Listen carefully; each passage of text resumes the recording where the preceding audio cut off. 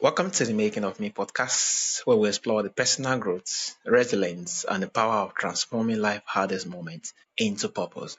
Our today's guest is Alison Lager, a New York big psychotherapist, entrepreneur, podcast host, and bestseller author.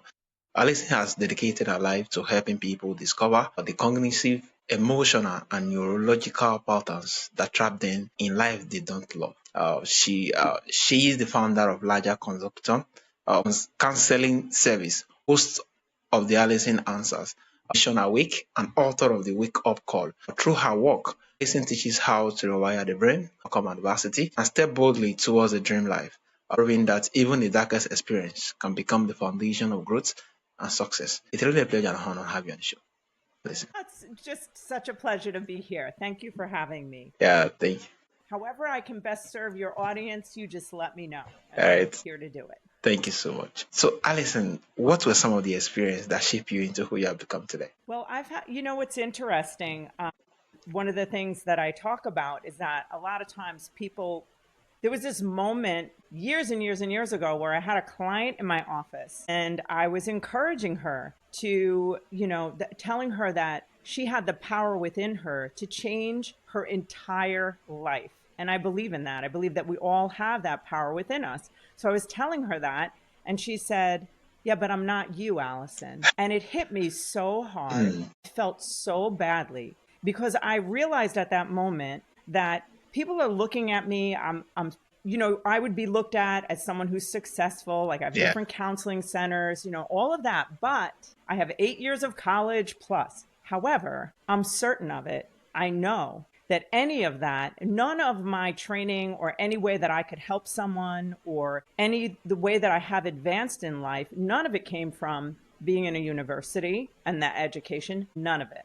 None of it came from, no. So really what it came from is being a broken person, being born into a home that even though my parents were very intellectual and really like kind and loving people, I was neglected because like they really believed in freedom and that was their version. They thought giving me space when I was 4 years old was a good idea, but it wasn't.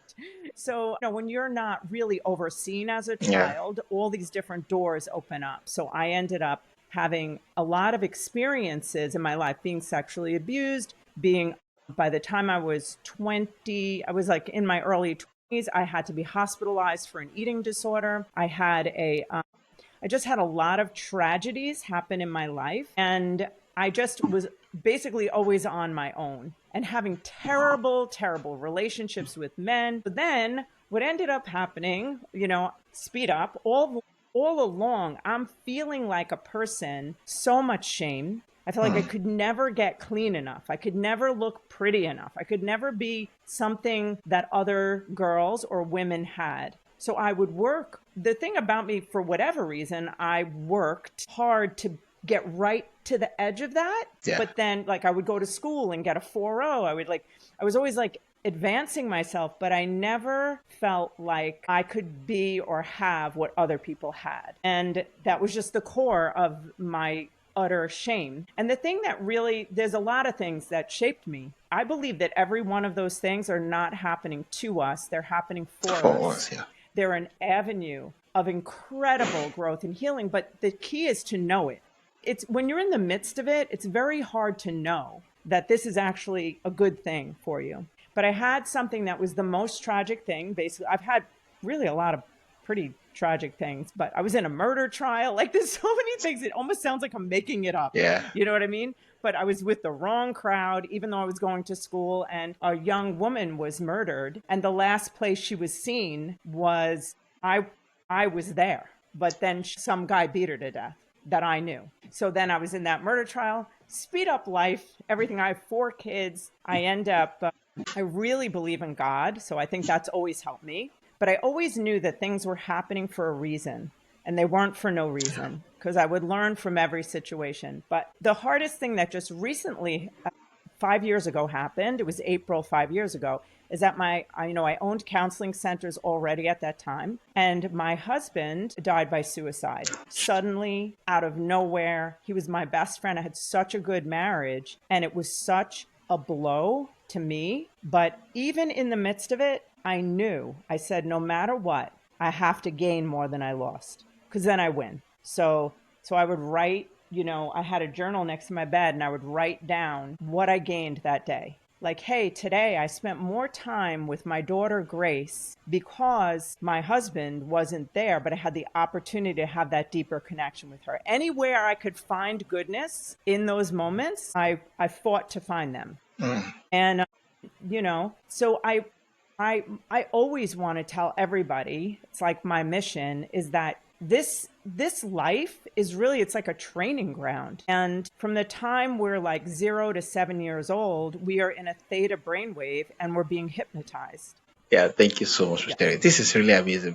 I think your story just reflects the fact that pain is an opportunity to find greatness. And there's really a whole lot of stuff to unpack here. Also, you mentioned that people become addicted to feelings and they feel the most. What does that mean and how can we shift it? Yeah, I'll tell you. So basically, our feelings are just chemical. They're just basically chemistry. So I always ask people, like, what feeling have you felt the most when you were a child? And what feeling have you felt have you rehearsed the most throughout your life? So if you're somebody who has rehearsed worry or anxiety, what will happen is that our body becomes conditioned to that. So it's just a chemical reaction. Our thoughts are electrical impulses, and our feelings are chemical reactions. So if you're conditioned to feel fear, then once you start to feel peace, because our body is also conditioned to maintain a balance. So even if the thing that your body feels the most is fear, if you start to feel peace, all of a sudden you'll have some different things that you'll start to see around you that are frightening, that will like plummet you back to feeling fear again, because your body's actually going through withdrawal of that chemical that is not good. You don't want to feel fear all the time, but it gets drawn back. So our body wants to remain the way it is in order not to be, so that we can not die. Our body thinks that if we change, we die, which is not true. So I always tell people to just be aware when you start to get to that next level, there's going to be a pushback, that's withdrawal. It's going to try to make you go back to old thoughts and feelings. I think from your change is quite difficult. A whole lot of things has to go in line before change can actually come into being, especially breaking out from the old pattern into the particular new pattern. So what are the top 3 relationship killer, and how can someone break free from those repeated negative patterns? One really big relationship killer is it's always overreacting. It's always making an assumption about that we actually know what that other person is thinking or feeling.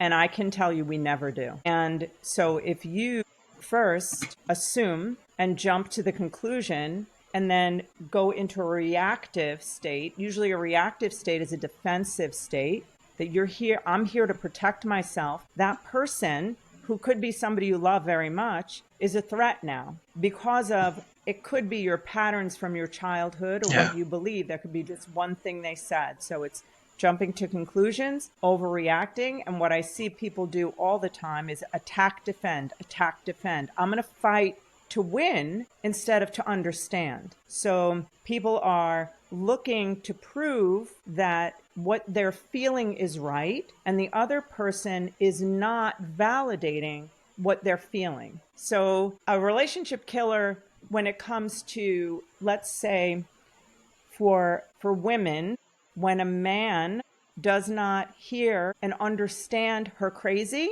like her unbelievable, like her emotions, our emotions as women, I mean, I understand it just feels crazy to a man, but they need to be our container. They need to be, I always tell men, like, you need to be the storm wall for your woman. Because as soon as she can tell you anything, you're hers. If she can tell you anything, even if she can tell you like, hey, you just did that and that hurt my feelings, she's not even mad anymore when you get it. It doesn't and you don't have to defend yourself. If you defend yourself, because women confront men to connect, and men experience that confrontation as an attack or a method of control.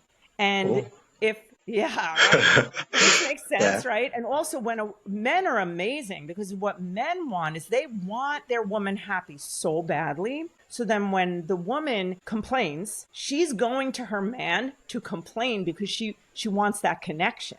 She wants him to go, poor baby. And the guy's like, let me fix this for you. Yeah. This is not that big of a deal. And the guy feels like he's failing if she's complaining. So now, then he feels defensive.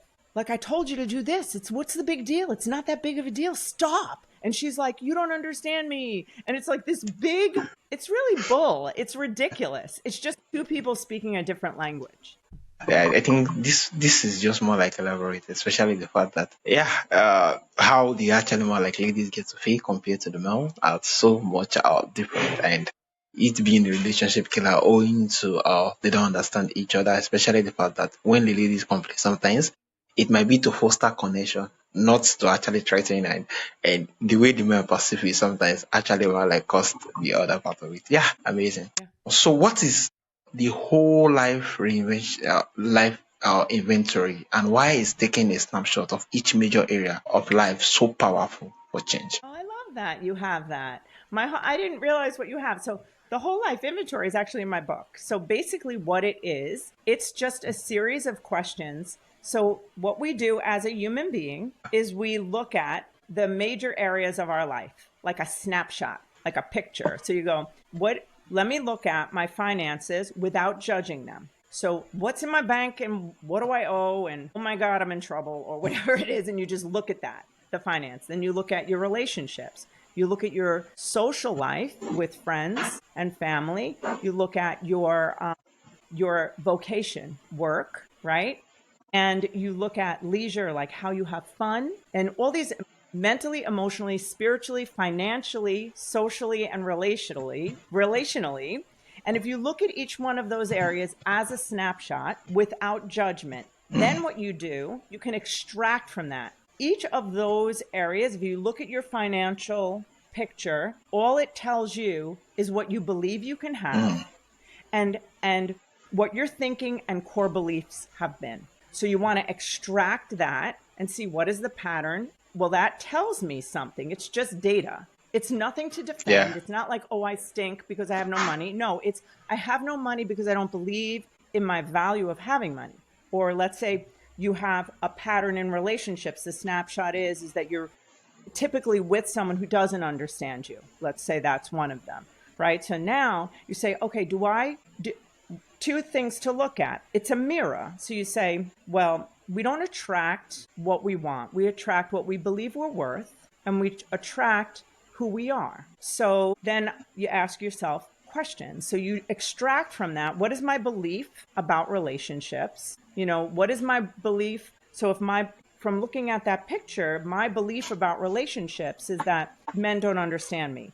Or it could be a little flip. It could be, do I take the time to understand other people? And that's important to consider also. So it's like looking at each thing. And what I do in the book is I go through thoughts. What are the thoughts that are contributing to that belief?